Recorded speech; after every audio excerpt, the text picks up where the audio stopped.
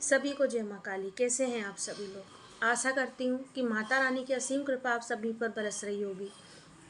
आज हम जिस विषय पर बात करने जा रहे हैं वह यह है कि ऐसी कौन सी शक्तियाँ होती हैं जिनको प्रसन्न करके एक गृहस्थ, चाहे एक साधक, चाहे मनुष्य, कोई भी मनुष्य हो, वो अपने पथ पर आगे बढ़ सकता है।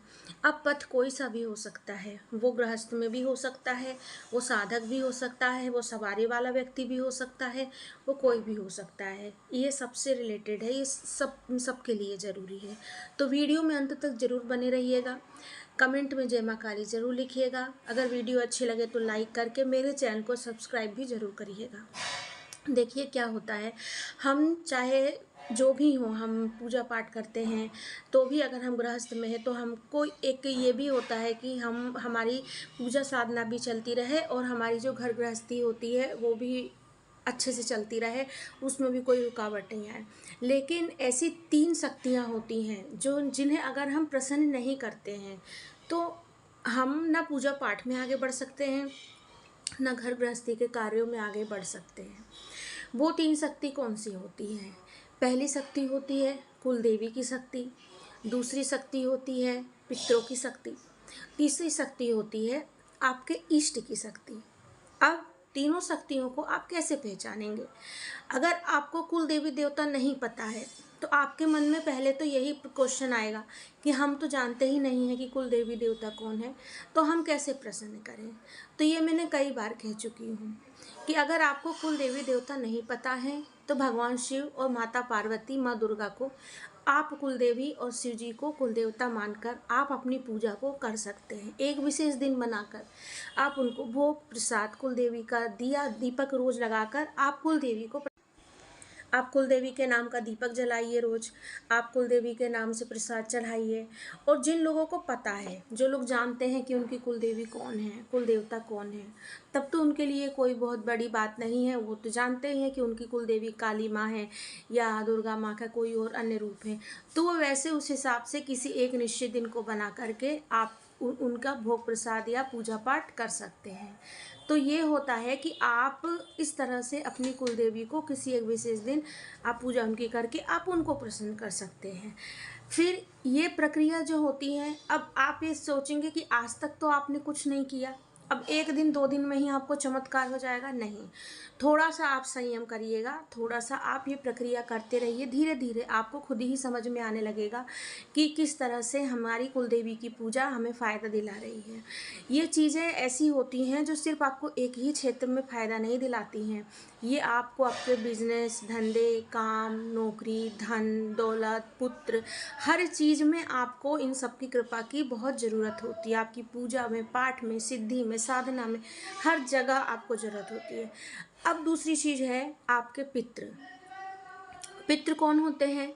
बहुत से लोग सोचते हैं कि सिर्फ हमारे जो सास ससुर हैं या हमारे जो माता पिता होते हैं सिर्फ वही पितृ होते हैं। नहीं, पितृ आपके सास ससुर, आपके उनके पहले के भी जो थे, उनके पिता, उनके ये सभी जो होते हैं, ये पहले से जो जिनकी मृत्यु हो चुकी होती है, ये सभी पितरों की श्रेणी में आते हैं। चाहे उनकी मृत्यु समय से हुई हो, चाहे उनकी मृत्यु समय से पहले हो गई हो, ये अलग अलग पितृ हो जाते हैं, लेकिन होते पितृ ही हैं। तो पितरों की सेवा आपको करना बहुत ज़रूरी है। साल भर में एक बार तो पितृपक्ष आता ही है, उसमें लगभग जिनके पितृ गया नहीं गए होते हैं वो लोग उनका श्राद्ध करते हैं, पिंडदान करते हैं।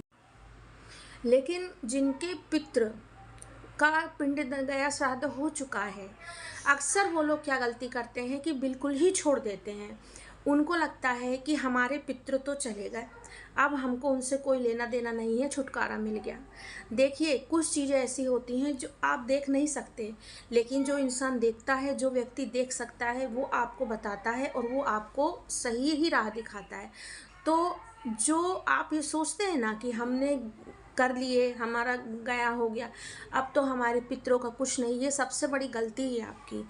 पितृलोक में आपके पितरों को स्थान मिलता है जब तक कि उनका पुनर्जन्म नहीं होता, और वहाँ पर से वो आपकी हर प्रक्रिया को देख रहे होते हैं। आप सोचते हैं कि गए, अब हमको कुछ मतलब नहीं है। नहीं, आपके माता पिता हों चाहे आपके पितृ हों, वो आपको सुखी देख के सुख होते हैं, दुखी देख के दुख होते हैं, सारी चीज़ें होती हैं, लेकिन बस यही होता है कि वो पितृलोक में होते हैं।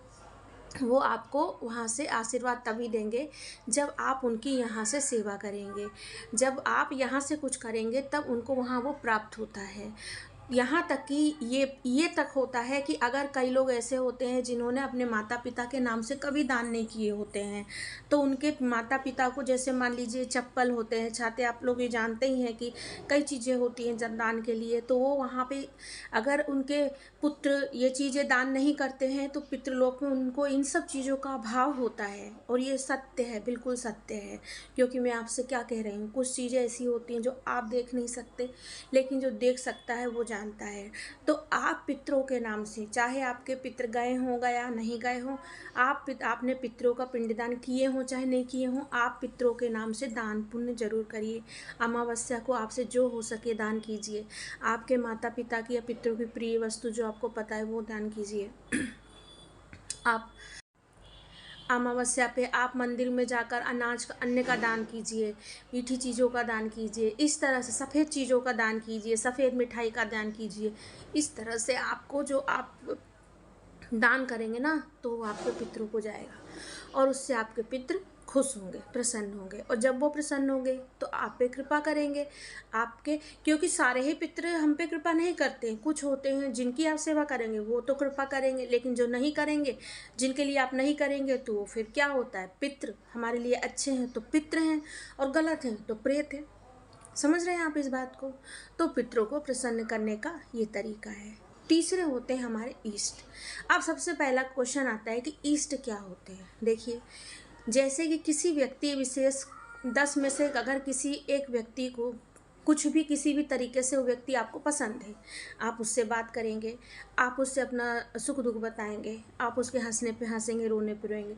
बस वही होता है कि इतने सारे देवी देवताओं में जो जिस देवी देवता के प्रति आपका इतना प्रेम बढ़ जाता है या उनकी कृपा जब आप पे हो जाती है, उनके दर्शन से आपका मन खुश हो जाता है। आपको लगता है कि आपका सारा दुख जो है, कष्ट है, ख़त्म हो गया।